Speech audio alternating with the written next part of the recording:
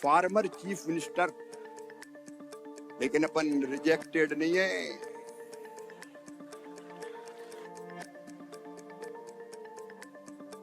कई बार आदमी कब छोड़ते हैं, जब जनता नकार दे, लोग गाली देने लगे, बहुत दिन हो गया यही बैठा हुआ है। अपन छोड़ के भी आए तो ऐसे आए कि जहां जाते हैं लोग कहते हैं मामा मामा मामा मामा, लेकिन छोड़ दिया।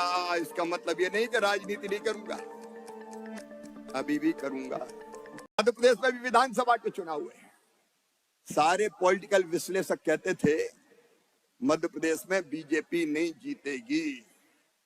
18 साल हो गए, एंटी इनकम्बेंसी है। कांग्रेस घोषणा करती थी क्लीन स्वीप करेंगे, और तो और मेरी पार्टी के नेता भी कहते थे मुश्किल है, नहीं हो सकता, गड़बड़ है। लेकिन मैंने तय किया कि किसी भी कीमत पर मेरी पार्टी को जिताऊंगा। कोई ताकत दुनिया की मुझे जीतने से नहीं रोक सकती। एक संकल्प पैदा हुआ और उसके अनुरूप काम किया। मैं आज आपसे शेयर करना चाहता हूं। 2 घंटे सोता था मैं, केवल 2 घंटे। रात के 10 बजे तक पहले हेलीकॉप्टर की सभाएं, और हेलीकॉप्टर का मैंने कभी पंखा बंद नहीं होने दिया। दौड़ के कूदता था, सभा करता था, दौड़ के बैठता था, और रात में बाय रोड, फिर मीटिंग, फोन। 2-2:30 बजे भोपाल आता था, 2 घंटे सोता था, फिर काम तो शुरू हो जाता था। सारे लोग कर रहे थे, बाद में कहने लगे कांटे की टक्कर है, कांटे की टक्कर है।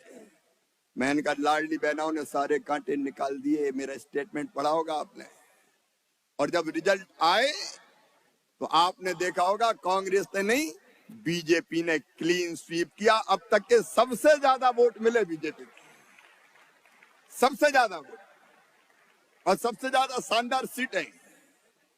सोचा और हो गया। मुझे कहा फार्मर चीफ मिनिस्टर, लेकिन अपन रिजेक्टेड नहीं है।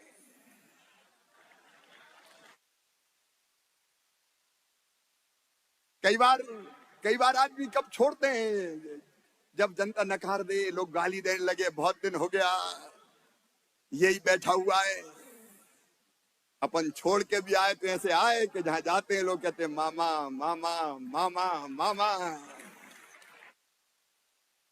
जनता का स्नेह और प्यार ये अपनी असली दौलत है, लेकिन छोड़ दिया। इसका मतलब ये नहीं कि राजनीति नहीं करूंगा, अभी भी करूंगा।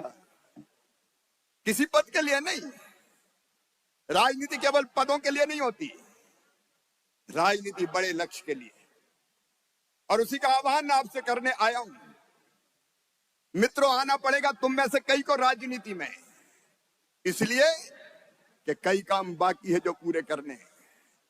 अभी यहां बता रहे थे हमारे मित्र राहुल जी, 22 जनवरी को वो सौभाग्य के सूर्य का उदय होगा जब अयोध्या में भगवान राम की जन्मभूमि पर दिव्य और भव्य मंदिर में राम लला विराजेंगे। वो गौरव के पल है, हम सौभाग्यशाली हैं। सैकड़ों वर्षों के संघर्ष के बाद ये हो रहा है, लेकिन राम लला तो आएंगे ही, राम राज भी आएगा।